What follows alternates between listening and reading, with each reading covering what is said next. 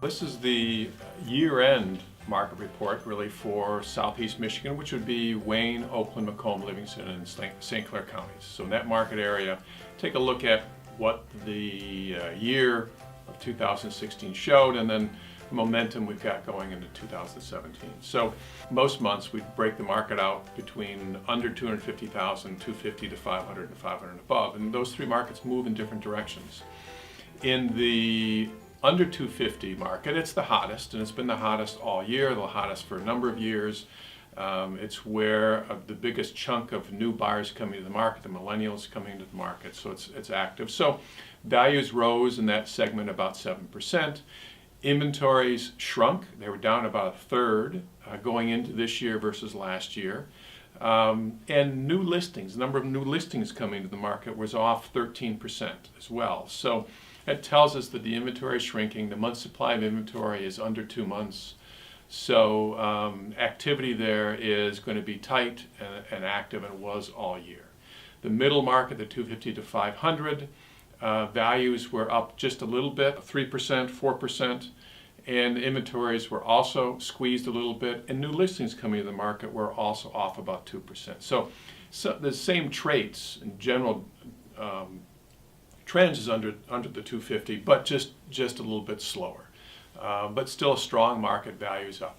In the over 500, the 500 and above market, the upper end market, a home sold was up last year, and that's one of the interesting things about the upper end. The upper end is definitely slower. Activity level was slower. Month supply of inventory is up quite a bit more than the others, where you've got under 2 months in the lower end.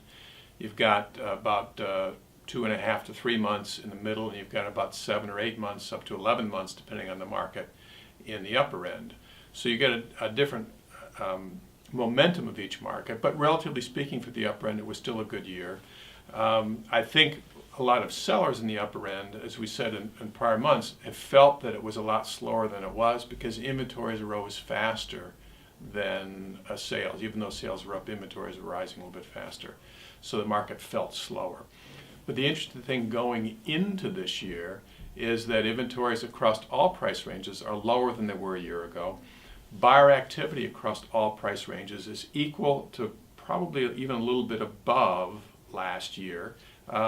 In December, we saw buyer activity slow down a little bit, and January numbers are a little bit slower as well. So we're not sure if that's a trend based on just inventory, based on weather, based on just the hangover effect of the election. There may be some things going on there, but the general economic conditions would indicate that we've got as much buyer activity as last year as well. So what does that mean going into 2017?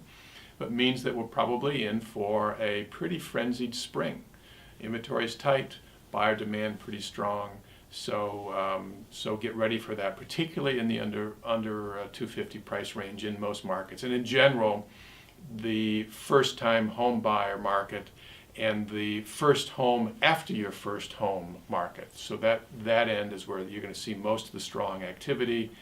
Values rising there and activity strong through 2017. So it's the same trends as 2016. The one thing that's hanging over 17 different than 16 is the anticipated increase in interest rates. And they did go up at the end of the year. They're expected to go up throughout the year. So one of the overlays we're looking at is we compare that to 2014, which is the last year in recent history where interest rates spiked during the year. And what happened in 2014? Well, sales actually slowed down. They slowed down, depending on where you are, anywhere from 3 to 6% compared to 2013. If values rise and interest rates rise, then homes are less affordable. So we saw in 2014 transactions shrink, but it was a temporary shrink because buyers didn't decide they were not going to buy just because rates went up 0.5%. What they said was, let me wait a little bit. My income might rise and values might settle down a little bit so that I could still, and I need to readjust and maybe buy a different type home. So they paused. So we anticipate potential of sales to be down as much as 3% this year.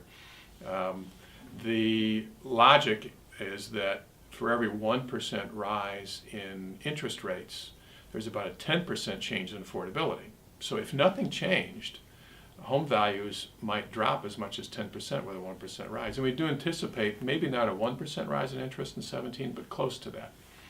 Offsetting that are the fact that jobs are still increasing, wages are increasing more than they have in a number of years, millennials are coming out of the basements, as we joke, into the marketplace. So those are all offsets to that interest rate rise. So it could very well be that there would be no effect of the interest rate rise, but we're conservatively saying 3 or 4%.